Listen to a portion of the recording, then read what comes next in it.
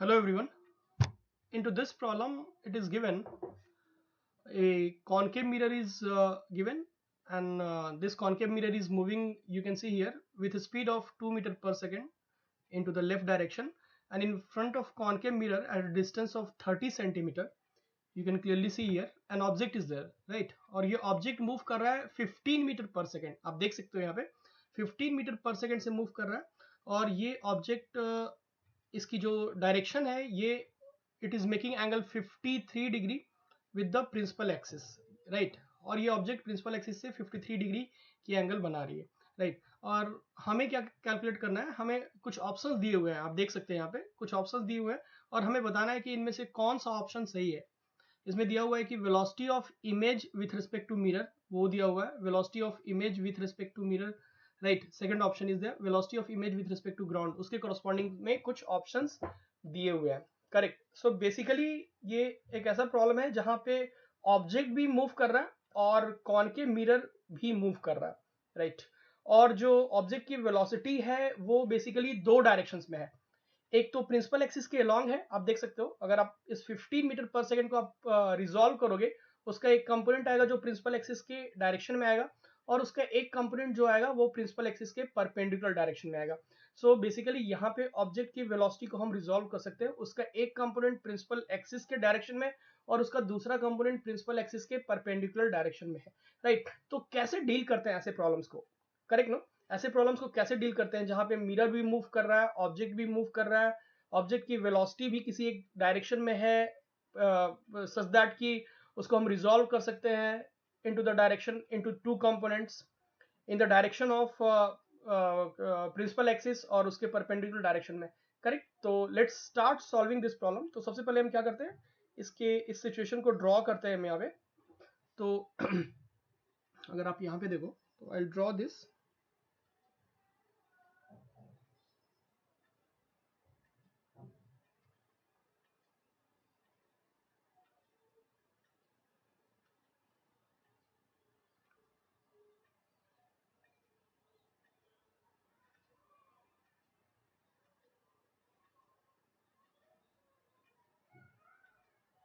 You can see here ये object हमारा यहाँ पे है, और ये ऑब्जेक्ट 15 मीटर पर सेकेंड से मूव कर रहा है. This angle is given, this angle is 53 degree, right. और ये हमारा जो कॉनकेव मिरर है, this concave mirror is moving with speed of 2 metre per second, right. और क्वेश्चन में दिया हुआ है कि ये हमारी जो है, ये हमारी एक्स एक्सिस है और ये हमारी वाई एक्सिस है, correct no.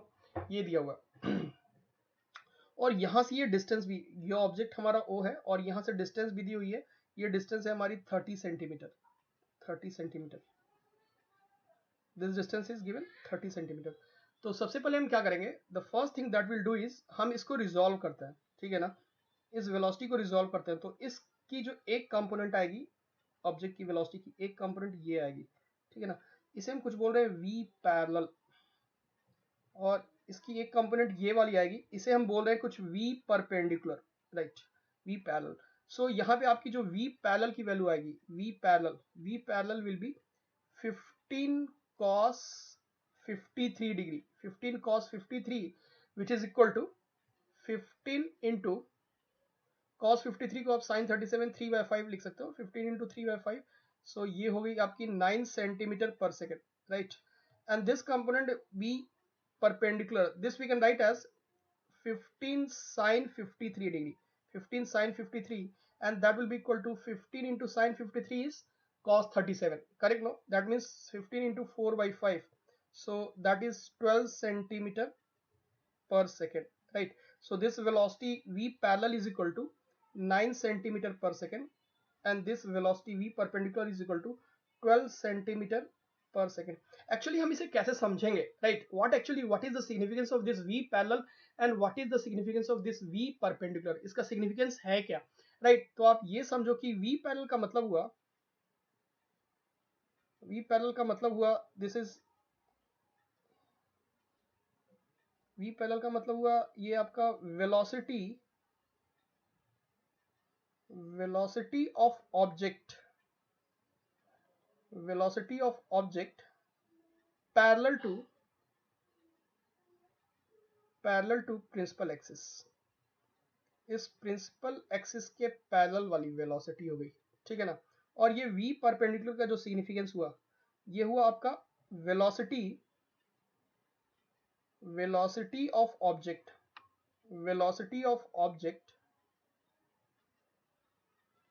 Perpendicular to principal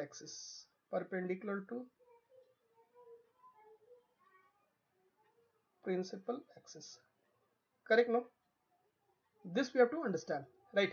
So v parallel का मतलब हुआ the component of velocity which is parallel to principal axis, v perpendicular का मतलब हुआ component of velocity which is perpendicular to principal axis. After that what we do, उसके बाद हम क्या करते हैं, उसके बाद हम मिरर फॉर्मूला लगाते हैं, यहाँ पे, so that we can apply here 1 by f is equal to 1 by v plus 1 by u, right? ये मिरर फॉर्मूला लगाया हमने. After that we'll differentiate this, इसको हम डिफरेंशिएट करते हैं विथ रिस्पेक्ट टू टाइम के रिस्पेक्ट में हमने इसको डिफरेंशिएट किया. तो फोकल लेंथ तो कांस्टेंट है, राइट? अगर आप उसको टाइम के रिस्पेक्ट में डिफरेंशिएट करते हो तो of course that will come out to be zero. So this term is coming out to be zero and this is equal to -1 by v square, right? -1 by v square dv by dt, और ये होगा आपका -1 by u square du by dt, correct no? So this we can write as 1 by v square dv by dt, and this is equal to -1 by u square du by dt. So dv by dt is equal to minus of v square by u square du by dt. अब इस फॉर्मूले को अगर आप थोड़ा ध्यान से समझो कि एक्चुअली ये है क्या, ये फॉर्मूला एक्चुअली है क्या, इसमें इसका क्या सिग्निफिकेंस है, अगर आप इसको ध्यान से देखो. सो dv by dt का मतलब क्या हुआ, v is the image distance, right? Image distance with respect to image distance कहां से, मिरर से, और आप ऐसे बोल सकते हो कि from the pole of the mirror, that is the image distance. So dv by dt is what? dv by dt is the rate at which the image distance is changing, correct? No, dv by dt is the rate at which the image distance is changing with respect to pole of the mirror के पोल से image की distance किस rate से change हो रही है, that is dv by dt. So this we call as velocity of image with respect to mirror, correct? No, and this is equal to minus of v square by u square.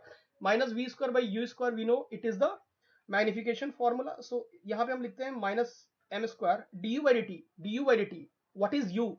u is the object distance. u है object की distance कहाँ से, object की distance from the pole of the mirror. तो अगर आप उसको differentiate करते हो with respect to time, so du by dt is nothing but the rate at which this object distance is changing with respect to mirror. So du by dt को हम बोलते हैं velocity of object with respect to mirror.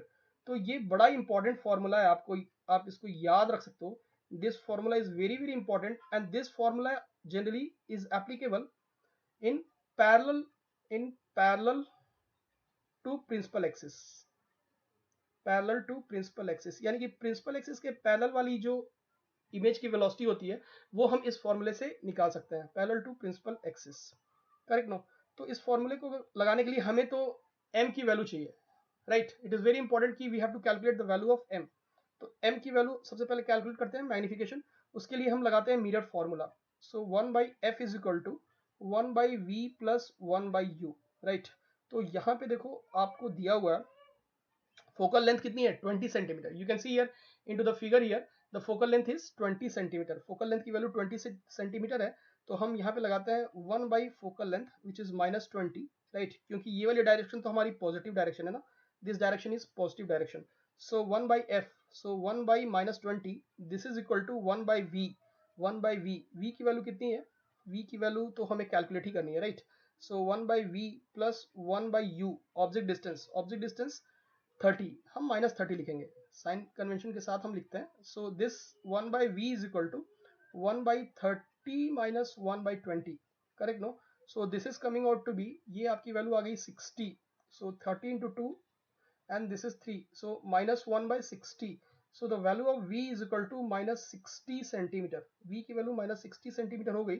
So magnification we can calculate here, magnification is minus of v divided by u, so minus of v की value minus 60 divided by u, object distance की value है, object distance है minus 30, so this is coming out to be plus 60 divided by minus 30, so magnification is coming out to be minus 2.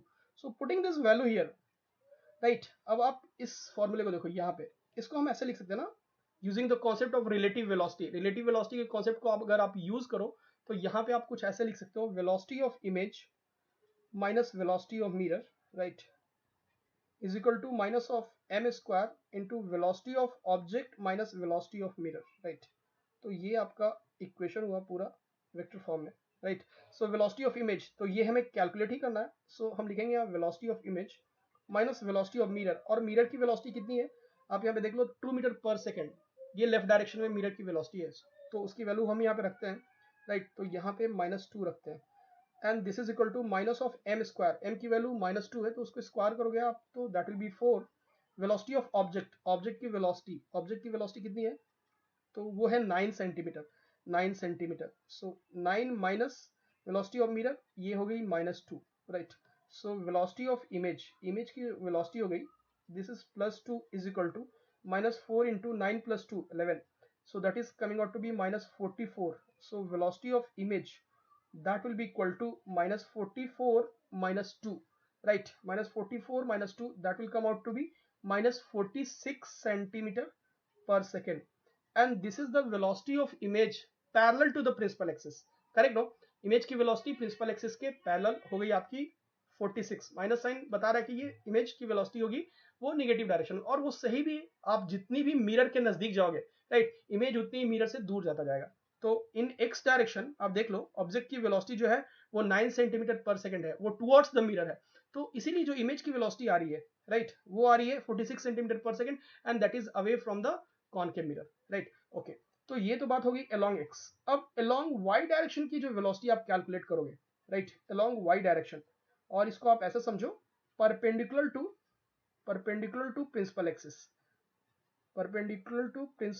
Axis, तो ये वाली जो velocity है, ये velocity कैसे हम कैलकुलेट करते हैं, तो इस वेलोसिटी कैलकुलेट करने के लिए हम क्या करते हैं, हम मैग्निफिकेशन फॉर्मूले को यूज करते हैं. हम यहाँ पे लिखते हैं magnification is equal to height of image divided by height of object, right. So आप यहाँ पे लिख सकते हो height of image is equal to m times height of object, और इसके बाद आप क्या करो, दोनों side with respect to time differentiate करो, so dhi by dt, right, this is equal to m dh0 by dt plus h0 dm by dt, right.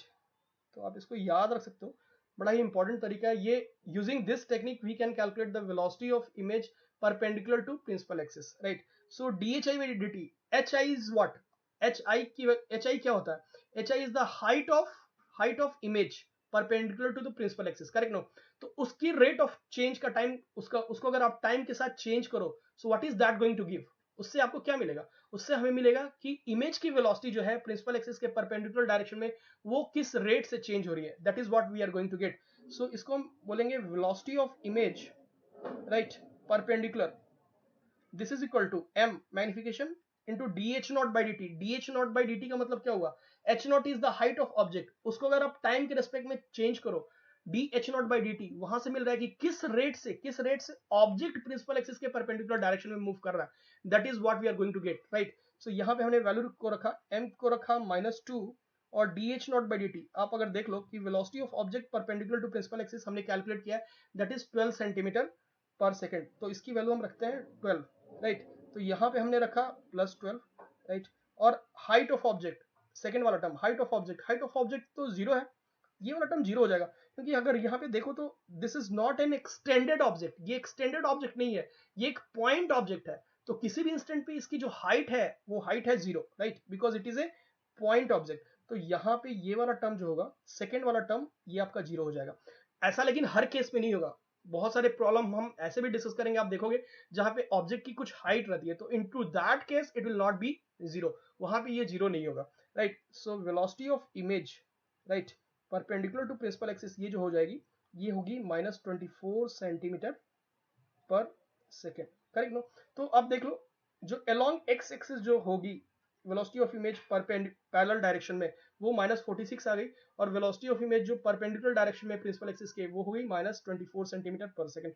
तो यहाँ पे आप लिख सकते हो वेलोसिटी ऑफ इमेज, इमेज की जो वेलोसिटी वेक्टर फॉर्म में हम लिख सकते हैं -46 आई कैप, और ये हो गई आपकी -24 जे कैप, राइट। सो -46 आई कैप -24 जे कैप। तो ऑप्शंस आप देख लेते हैं, ऑप्शंस अगर आप देखो तो velocity of image with respect to ground is -46 I cap -24 J cap. So I think third option is correct option here.